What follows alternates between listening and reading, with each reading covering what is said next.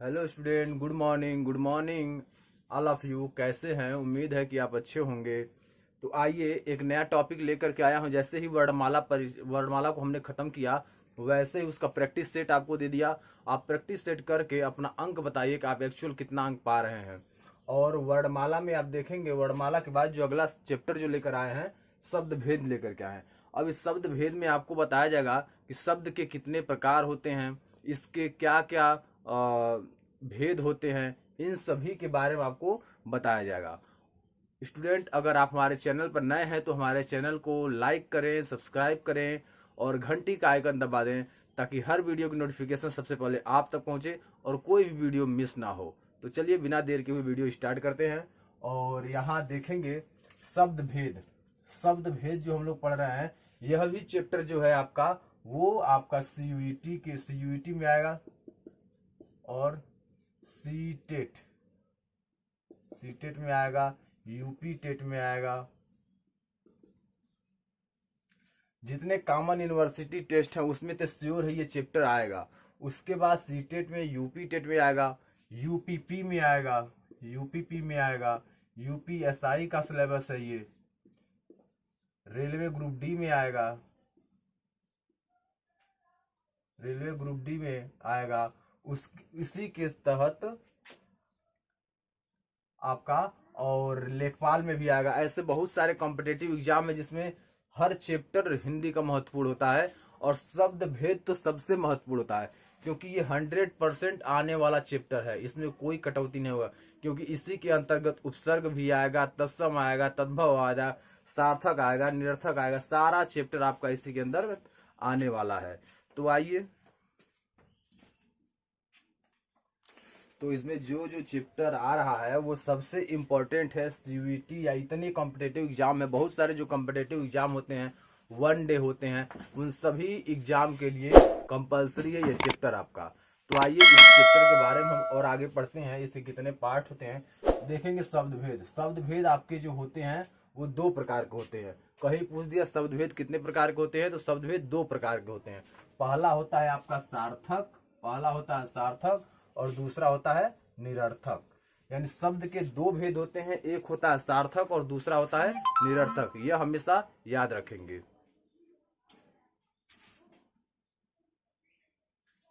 तो सार्थक और निरर्थक जो शब्द होता है, इनके भी अलग अलग भेद होते हैं। जो सार्थक होता है वो किसी शब्द का सही अर्थ निकालता है, और जो निरर्थक होता है उसका कोई अर्थ नहीं निकलता है। तो जैसे चाय वाय, तो चाय हो गया आपका सार्थक, वाय हो गया निरर्थक। इसलिए निरर्थक का कोई भेद नहीं होता है, और सार्थक से ही सारा आपका शब्द भेद क्लियर होता है। निरर्थक का कोई मतलब नहीं होता है, और जो सार्थक होते हैं, सार्थक से ही पूरा आपका शब्द भेद क्लियर होगा, और उन्हीं के बारे में आपको स्पेशल ज्ञान लेना है। तो आइए अब हम पढ़ते हैं। जो सार्थक होते हैं और जो निरर्थक होते हैं, इनके भी भेद होते हैं। तो सार्थक के भेद होते हैं, सार्थक के 4 भेद होते हैं। पहला होता है रचना के आधार पर, यानी रचना के आधार पर भेद होते हैं। दूसरा होता है उत्पत्ति के आधार पर भेद होते हैं। तीसरा होता है अर्थ के आधार पर भेद होते हैं, और चौथा होता है विकार के आधार पर भेद होते हैं। अगर कहीं प्रश्न आ जाता है, किसी भी कॉम्पिटेटिव एग्जाम में अगर प्रश्न आ जाता है कि रचना के आधार पर या सार्थक शब्द कितने होते हैं, तो आप बोलेंगे सार्थक शब्द 4 प्रकार के होते हैं। रचना के आधार पर, उत्पत्ति के आधार पर, अर्थ के आधार पर और विकार के आधार पर। तो जो आपका सार्थक शब्द होते हैं उनके 4 भेद होते हैं। रचना के आधार पर, उत्पत्ति के आधार पर, अर्थ के आधार पर और विकार के आधार पर। तो ये होते हैं 4। तो इन्हीं के बारे में हमको और आगे डीपली पढ़ना है। इनके भी अलग अलग भेद होते हैं। रचना के आधार पर भी भेद होते हैं, फिर उत्पत्ति के आधार पर भेद होते हैं। उसके बाद आप देखेंगे तो इधर अर्थ के आधार पर भेद होते हैं और विकार के आधार पर भेद होते हैं। तो इनके अलग अलग जो भेद हैं उन सभी के बारे में पढ़ना है। तो सबसे पहले हम पढ़ेंगे रचना के आधार भेद। तो आपको स्पष्ट हो गया होगा कि सार्थक के भेद होते हैं 4। सार्थक कितने भेद होते हैं? 4 भेद होते हैं। तो उन चारों भेदों के बारे में हमको पढ़ना है। अब देखेंगे रचना के आधार पर। रचना के आधार पर सबसे पहले कितने भेद होते हैं, तो आप देखेंगे रचना के आधार पर 3 भेद होते हैं, रूढ़, यौगिक और योगरूढ़। रचना के आधार पर 3 भेद होते हैं, रूढ़, यौगिक और योगरूढ़। तो आप यहाँ स्पष्ट रूप से ज्ञान कर लेंगे। रचना के आधार पर 3 भेद होते हैं, रूढ़, दूसरा यौगिक और तीसरा योगरूढ़। जब इसको आप स्पष्ट से याद करेंगे, इतना ही है, सारा कुछ शब्द भेद यही इसी में छिपा हुआ है। बाकी आपको इसमें अभी शॉर्ट में बता रहे हैं और आगे हम एक्सप्लेन करेंगे इसका। तो देखिए पहला आप देखेंगे यौगिक, यानी रूढ़ के भेद नहीं होते हैं और योग रूढ़ के नहीं होते हैं, लेकिन जो यौगिक शब्द हैं इनके आपके भेद होते हैं। अब यौगिक शब्द किससे किससे मिलकर बनते हैं तो इसके बारे में हम जानकारी लेंगे। तो यौगिक शब्द जो होते हैं वो उपसर्ग से मिलकर बनते हैं, उपसर्ग से के योग से मिलकर बनते हैं। दूसरा प्रत्यय के योग से मिलकर बनते हैं। तीसरा उपसर्ग प्रत्यय दोनों के योग से मिलकर बनते हैं। और चौथा जो होता है वो आपका शब्द के योग और समास विधि से बनते हैं। यानी जो यौगिक शब्द की पहचान करेंगे तो उपसर्ग के योग से बनते हैं, ये भी पहचान है। प्रत्यय के योग से बनते हैं, ये भी पहचान है। उपसर्ग व प्रत्यय दोनों के योग से बनते हैं, ये भी पहचान है। और शब्दों के योग यानी समास विधि से बनते हैं, ये भी पहचान है। तो ये बनाने का क्या है, पहचान करने का और बनाने का तरीका है यौगिक को। और योग रूढ़ के भी नहीं होते हैं। अब दूसरा हम लोग पढ़ेंगे कि उत्पत्ति के आधार पर शब्द के भेद। उत्पत्ति के आधार पर शब्द के भेद। उत्पत्ति के आधार पर शब्द के 4 भेद होते हैं। उत्पत्ति के आधार पर शब्द के 4 भेद होते हैं। उत्पत्ति के आधार पर शब्द के 4 भेद होते हैं। कौन कौन होते हैं? पहला होता है तत्सम, जिसे हम संस्कृत कहते हैं। दूसरा होता है तद्भव, इसे हम संस्कृत से आया लेकिन हिंदी में उपयोग करते हैं इसलिए तद्भव कहते हैं। तीसरा होता है विदेशी, विदेशी का अर्थ जो बाहरी देशों से आया हुआ है उसे हम विदेशी शब्द कहते हैं। और चौथा होता है संकर। संकर शब्द का अर्थ होता है इसमें 2 शब्दों का, जैसे अंग्रेजी और उर्दू मिल गया तो संकर हो गया, या हिंदी और उर्दू मिल गया तो संकर हो गया। यानी 2 भाषाओं का जब मेल होकर कोई शब्द बनता है तो उसे हम संकर शब्द कहते हैं।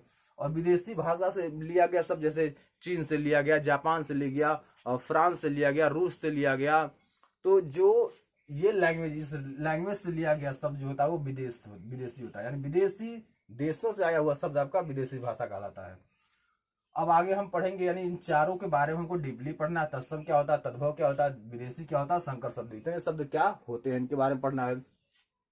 आगे दिया हुआ तीसरा नंबर अर्थ के आधार पर। अर्थ के आधार पर जैसे हमने अभी पढ़ा उत्पत्ति के आधार पर, यानी जैसे उसकी उत्पत्ति हुई है उत्पत्ति के आधार पर शब्द के कितने भेद होते हैं इसके आधार पर। अब हम लोग पढ़ेंगे अर्थ के आधार पर। तो अर्थ के आधार पर देखेंगे, अर्थ के आधार पर शब्द के 4 भेद होते हैं। पहला यानी एकार्थी, दूसरा अनेकार्थी, तीसरा पर्यायवाची और चौथा विपरीतार्थक।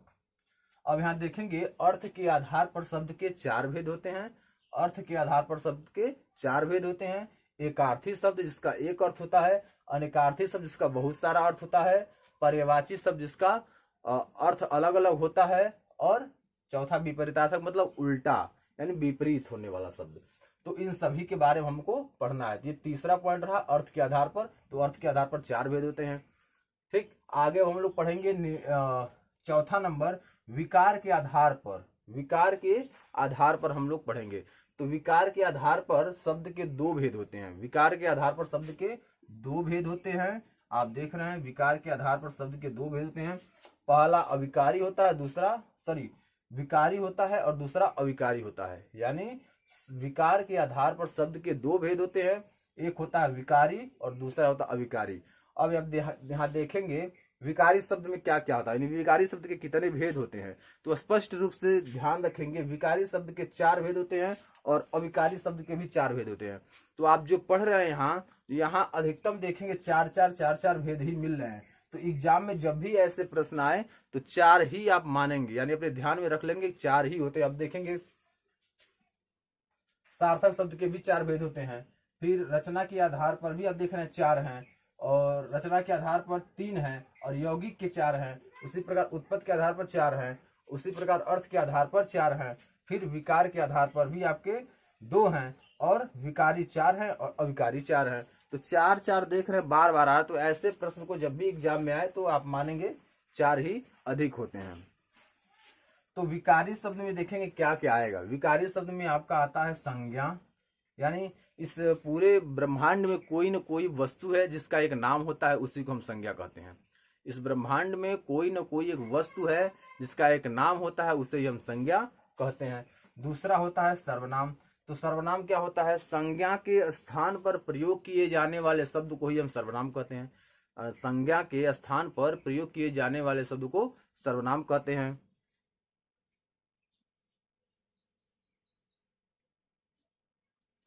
और आगे आपका तीसरा नंबर विशेषण। तो विशेषण क्या होता है, यानी जो संज्ञा होती है या सर्वनाम होता है जो उसकी विशेषता बताता है उसे हम विशेषण कहते हैं।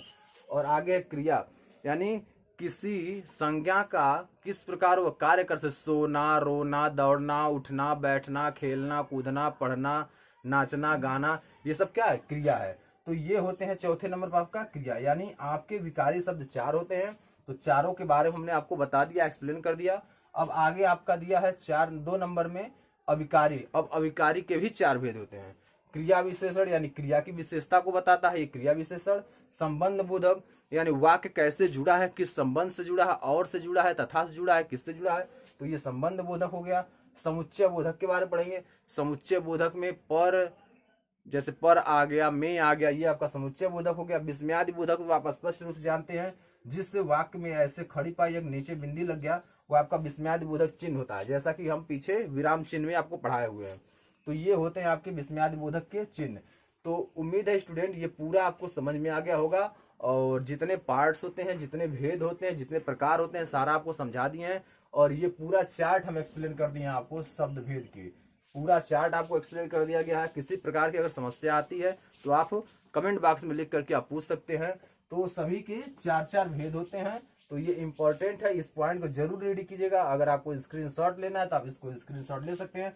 बाकी आप नोटबुक बनाइए और नोटबुक में उसको अपने ढंग से उसको उतारिए, ताकि एक स्पष्ट कॉपी आप लिख सके और भविष्य में उसका रिवीजन के लिए तैयार कर लें, ताकि बार बार आपको पढ़ना ना पड़े, उसको रिवाइज करते चले जाएंगे।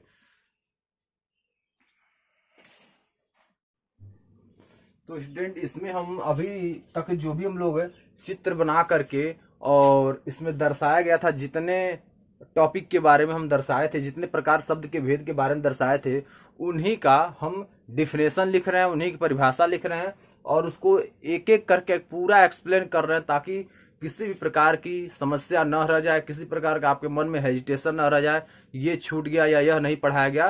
तो प्रत्येक प्रश्न को आपको हम कराएंगे और यहाँ आपको बताएंगे कि ये क्यों है, कैसे है, इसके क्या क्या भेद होते हैं और कैसे इसका पहचान होता है, ये सारा चीज आपको बताया जाएगा। तो अब हम सबसे पहले पढ़ेंगे अक्षर के बारे में। अक्षर क्या होता है, वह ध्वनि या ध्वनि समूह, यहाँ क्या कह रहा है, वह ध्वनि या ध्वनि समूह जिसका उच्चारण एक सांस या प्रयत्न में होता है उसे अक्षर कहा जाता है। यानी यहाँ क्या कह रहा है, वह ध्वनि या ध्वनि समूह जिसका जब हम उच्चारण करते हैं, बोलते हैं तो एक सांस में होता है, उसे ही हम कहते हैं अक्षर। जैसे क जब बोल रहे हैं तो एक लय में हो रहा है, यानी एक सांस में, बीच में सांस रोक करके दोबारा सांस नहीं लेना पड़ रहा है, इसलिए यह क्या है, अक्षर है। तो अक्षर की पहचान आप आसानी से कर सकते हैं, यह एक सांस या एक प्रयत्न में लिया जाता है, वह अक्षर कहलाता है।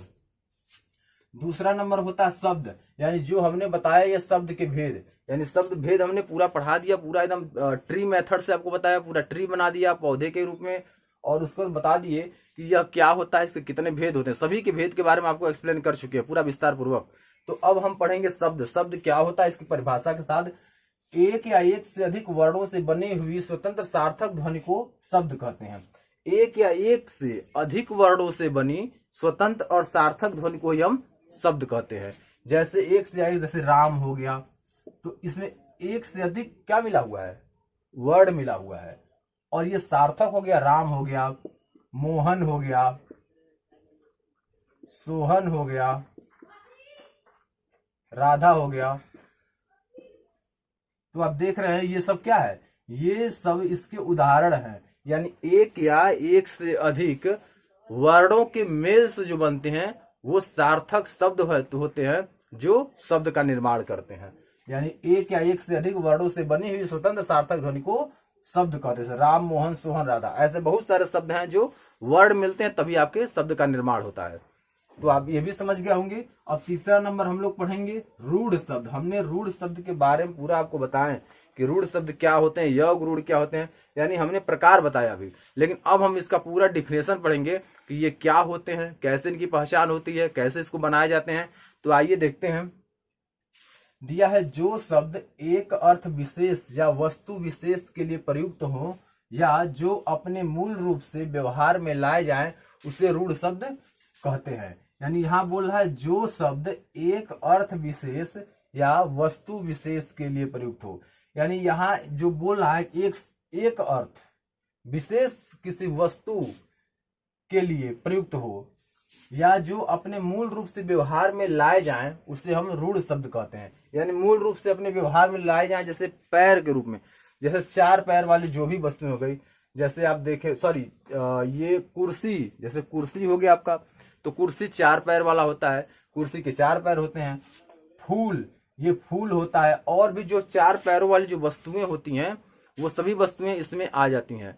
गाय, भैंस, भेड़, बकरी जो भी होता है 4 पैर वाले सब इसमें आ जाते हैं। लेकिन इसमें और योगरूढ़ में इतना ही अंतर होता है कि इसमें आपका गाय, भैंस, बकरी आती है और इसमें गाय, भैंस, बकरी नहीं आती है, क्योंकि ये विशेष का बोध कराता है। और ये विशेष का बोध कराने के साथ ये 4 पैर वाला किसी भी चीज का बोध करा देता है, चाहे वो लकड़ी का हो, चाहे वो जानवर हो। तो आप अच्छी तरह से इसको ही पहचान गए होंगे रूढ़ क्या होता है। अब हम पढ़ेंगे यौगिक शब्द क्या होता है। वे शब्द जो दो या दो से अधिक शब्दों के योग से बने हों उन्हें यौगिक शब्द कहते हैं। यानी वे शब्द जो 2 या अधिक शब्दों के योग से बने होते हैं उन्हें यौगिक शब्द कहते हैं। यानी उसका जो अर्थ होता है वो 2 होता है। उसका अर्थ क्या होता है? 2 होता है। उसे हम यौगिक कहते हैं। जैसे हिमालय, तो यहाँ जो होता है, जो इसका शब्द होगा, यानी इसमें 2 अर्थ निकलता है, 2 भागों में बढ़ जाता है, दोनों का अर्थ निकलता है। जैसे यहाँ हम एग्जाम्पल में आपको दे रहे हैं, लिखा हुआ है हिमालय। हिमालय का जब हम संधि विच्छेद करेंगे तो हिम धन आलय होगा। तो हिम का भी अर्थ होता है और आलय का भी अर्थ होता है। तो हिम मतलब क्या होता है? बर्फ, और आलय मतलब होता है घर, यानी बर्फ का घर, इसे हम बोलते हैं हिमालय। तो यहाँ आपका दिया हुआ है प्रधानमंत्री, प्रधान का भी अर्थ, मंत्री का अर्थ, प्रधानमंत्री हो जाएगा आपका। तो ये होते हैं क्या? यौगिक शब्द। ये आपके होते हैं यौगिक शब्द। तो यौगिक शब्द की पहचान आप आसानी से कर सकते हैं। आगे दिया है 5 नंबर में योगरूढ़ शब्द। हमने योगरूढ़ शब्द के बारे में और रूढ़ शब्द से अभी कंपेयर करके बताए, फिर भी दोबारा बता रहे हैं आपको। जो शब्द 2 शब्दों के मेल से तो बने हैं, जो शब्द 2 शब्दों के मेल से तो बने हैं लेकिन अर्थ का बोध कराते हैं, लेकिन अन्य अर्थ का बोध कराते हैं। यानी जिस अर्थ में जाते हैं उसी का नहीं, दूसरे अर्थ का बोध कराते हैं, या ये निश्चित अर्थ के लिए प्रयुक्त होते हैं। यानी एक निश्चित अर्थ होता है लेकिन उससे हट करके अर्थ होता है, उसे हम योग रूढ़ शब्द कहते हैं। तो जो शब्द 2 शब्दों के मेल से तो बने हैं परंतु किसी अन्य अर्थ का बोध कराते हैं, ये निश्चित अर्थ के लिए प्रयुक्त होते हैं, उन्हें हम योग रूढ़ शब्द कहते हैं। जैसे चारपाई, अब ये एक विशेष का बोध करा रहा था। इसमें 4 पाई भी आ गया, 4 पैर वाला, और इसमें कुर्सी आ गया। तो दोनों में अंतर होता है, कुर्सी और चारपाई में अंतर होता है। और इसमें गाय, भैंस, बकरी जो 4 पैर वाली है इसमें नहीं आते हैं और ये इसमें आते हैं। तो आपको स्पष्ट हो गया होगा। उम्मीद है कि अभी आपका स्लाइड जो है आपको समझ में आ गया होगा। अब हम अगले प्रश्न पर चलते हैं।